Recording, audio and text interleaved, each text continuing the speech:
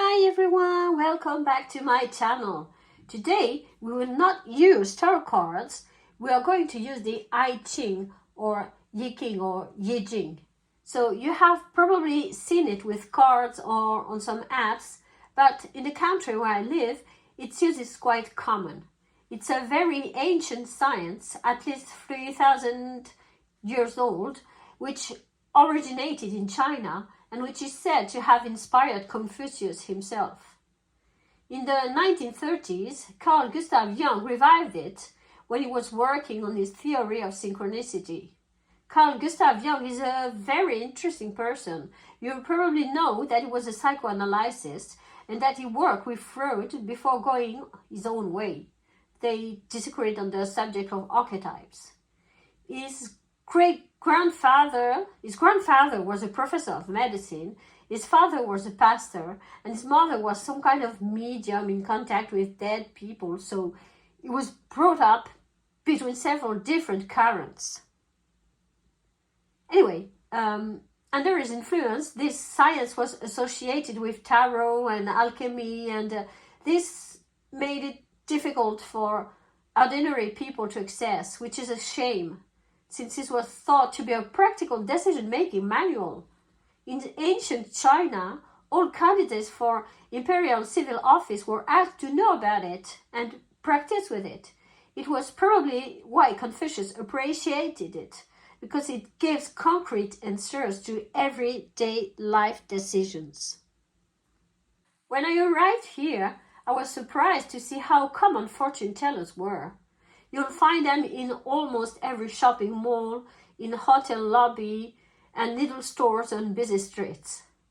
Most do palm readings, a few make tarot, others do the 4 pillars of destiny, and some of them use the I Ching.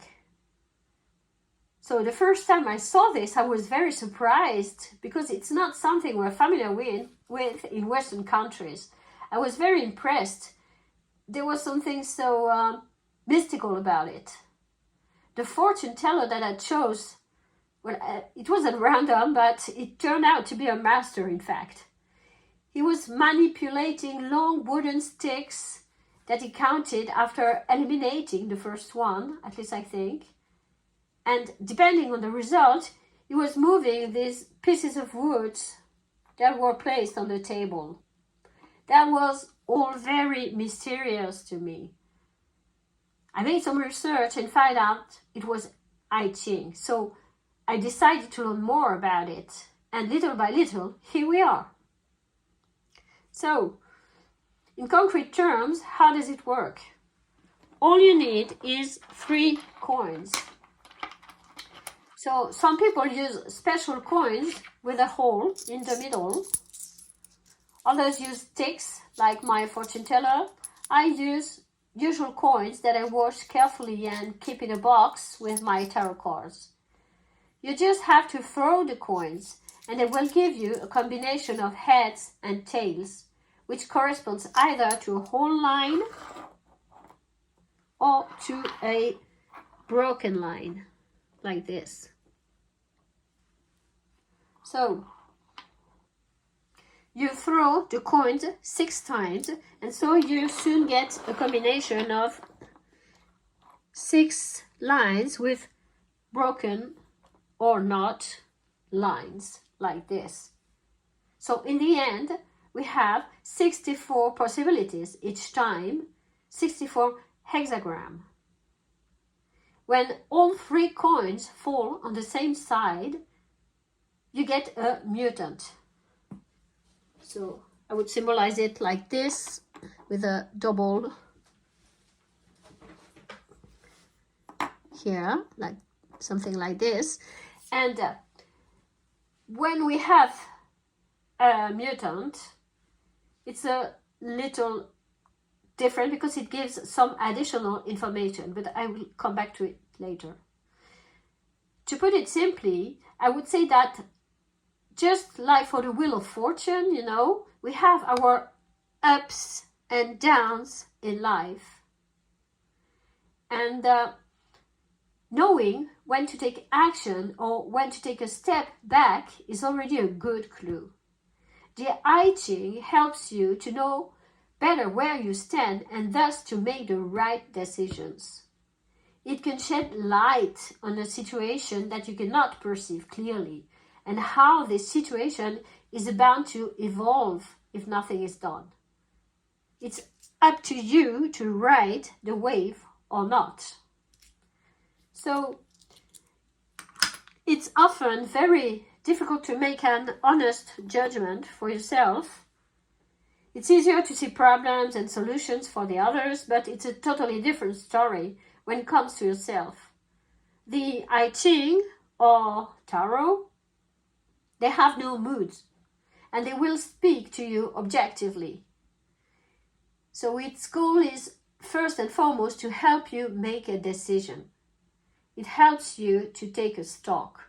It helps you to better understand the processes of change so that you can adapt to them in the best possible way. To be successful, your actions must be in tune with what does not depend on you. Reality changes all the time, so the I Ching will help you understand how to do the right thing at the right time. Also, I would like to say a few words about Yin and Yang. Some of you may be familiar with this concept, but here is how it applies to I Ching. So you know, Yin is associated with darkness, smallness, weakness, flexibility, and by extension to the feminine principle. When the hexagram recommends a Yin attitude, it means that you should accept what's there or wait that the situation evolves on its own or stay calm and protect yourself. Of course, this is a caricature, but you get the idea. Yang is more about decision making, inspiring and leading others, not being afraid of conflict and to fight for what is important to you. A lot of testosterone, that's the masculine principle. Okay, so Yin and Yang are the very basis of existence.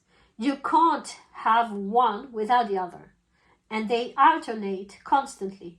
They are complementary. Like you can't have day without night. You can't have Yang without Yin. Okay, this complementarity is also within ourselves.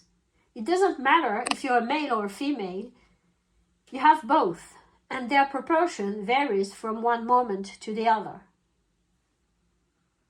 So the most important thing is to have a good balance between the two.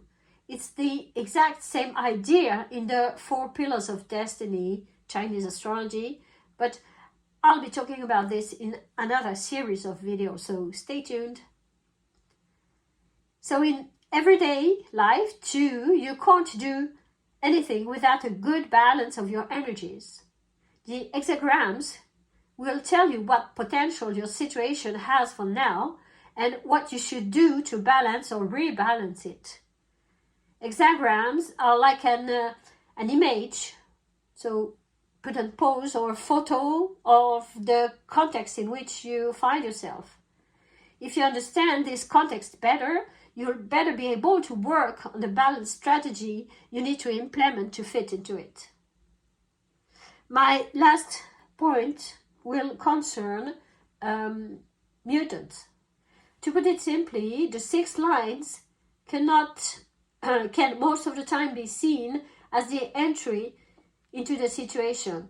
So for the first one, and the practicality for the second one, the transition from one thing to another for the third one, the communication for the fourth one, the mastering of the situation for the fifth one, and the outcome or the turn of events for the sixth one. So this is a very general explication, so I think you will understand it better when you see it for real in my next videos. So I hope you will find this interesting and that you will follow me in this new way of predicting what is to come and how to best deal with it.